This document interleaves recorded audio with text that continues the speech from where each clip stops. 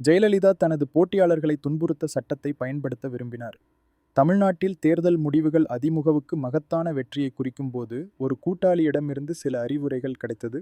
அம்மா, நீங்கள் மீண்டும் முதலமைச்சராக போகிறீர்கள். உங்கள் போட்டியாளர்களை பழிவாங்கும் போது அமைதியாக இருங்கள், மெதுவாகவும் நுட்பமாகவும் இருங்கள்.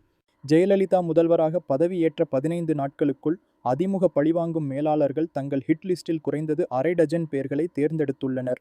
அவற்றில் மிக முக்கியமானது முன்னாள் முதல்வர் கருணாநிதி மகன் ஸ்டாலின், முன்னாள் சட்டமன்ற துணை சபாநாயகர் பரிதி இளம்வழுதி, முன்னாள் திமுக எம்பி பரசுராமன், முன்னாள் நெடுஞ்சாலைத்துறை அமைச்சர் கிருட்டிணன் மற்றும் முன்னாள் சுகாதார அமைச்சர் ஆற்காடு என் வீராசாமியின் சகோதரர் தேவராஜன் ஆகியோர் இந்த வழக்கில் தொடர்புடையவர்கள்.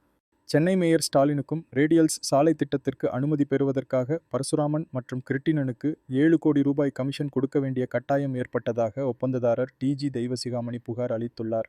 இது ஜெயலலிதாவுக்கு பழிவாங்குவதற்கான ஒரு கருவியாக மாறியுள்ளது. ஊழல் குற்றச்சாட்டுகள் முடியவில்லை. மேலும் 45 லட்சம் ரூபாய் பரசுராமன் தன்னிடம் கேட்டதாக தெய்வசிகாமணி புகார் அளித்துள்ளார். இந்த குற்றச்சாட்டுகளை வச்சு பரசுராமன் கைது செய்யப்பட்டார். 3 நாட்களுக்கு பிறகு முன்னாள் துணை சபாநாயகர் இளம்வழுதி கைது செய்யப்பட்டார். ஜாமீனில் வெளிவர முடியாத வாரண்ட் பிறப்பிக்கப்படுவதை உறுதி செய்வதற்காக FIRல் மேலும் 2 பிரிவுகள் சேர்க்கப்பட்டன. வேலூர் சிறைக்கு அனுப்பப்பட்டார். அடுத்து பெங்களூரை சேர்ந்த ஒரு தொழில் அதிபரிடம் பணம் பறிக்க முயன்றதற்காக தேவராஜன் கைது செய்யப்பட்டார்.